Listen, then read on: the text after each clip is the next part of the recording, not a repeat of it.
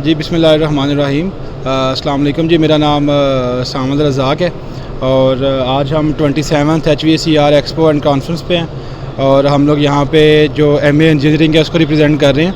अभी हम इसको आपको एक शॉर्ट सा इंट्रो देंगे जो हमने यहाँ पे जो हमारी बड़ी स्पेशल प्रोडक्ट है जो हम एग्जिबिट कर रहे हैं यहाँ पे जो डिस्प्ले कर रहे हैं, एयर हैंडलिंग यूनिट्स। बेसिकली ये एक हाइजीनिक एयर हैंडलिंग यूनिट है। The brand name is euro climate. Euro climate basically एक इटालियन ब्रांड है। इसकी मैन्युफैक्चरिंग जो है वो चाइना में भी हो रही है और इटली में भी हो रही है। And our AHU is AHRE certified. AHRE से सर्टिफाइड है हमारा AHU। और स्टार्ट करते हैं। सबसे पहले ये मैं आपको बता दूं कि स्पेशल इसकी जो एप्लीकेशन है ये फार्मास्यूटिकल्स, आपके operation theatre, totally hygienic unit है ये। इसका इंटरनल स्ट्रक्चर भी सारा SS है।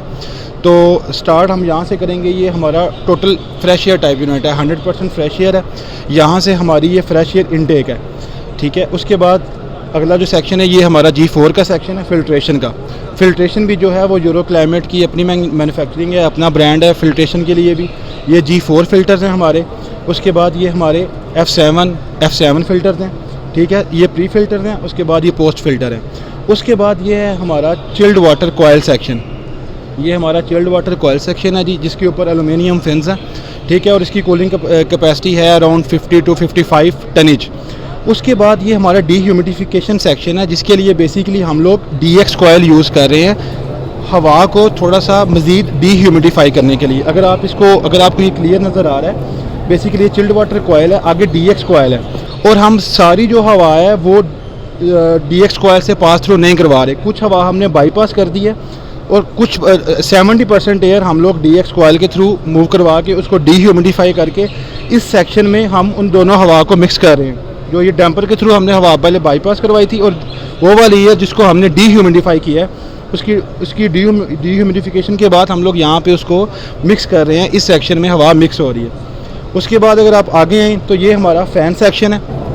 हमारे AHU में बेसिकली जो फ़ैन हम यूज़ करते हैं वो बेसिकली जलीडा का यूज़ करते हैं। जलीडा इज़ AMCA सर्टिफाइड फ़ैन है और ये बेल्ट ड्रिवन फ़ैन है।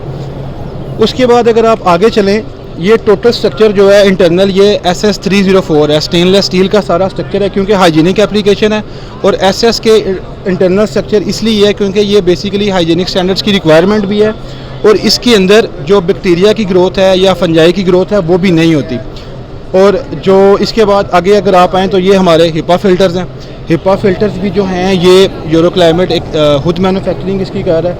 और इसमें जो एयर लीकेज है क्योंकि ये AHRE सर्टिफाइड है तो एयर लीकेज की क्लास जो है वो F9 है।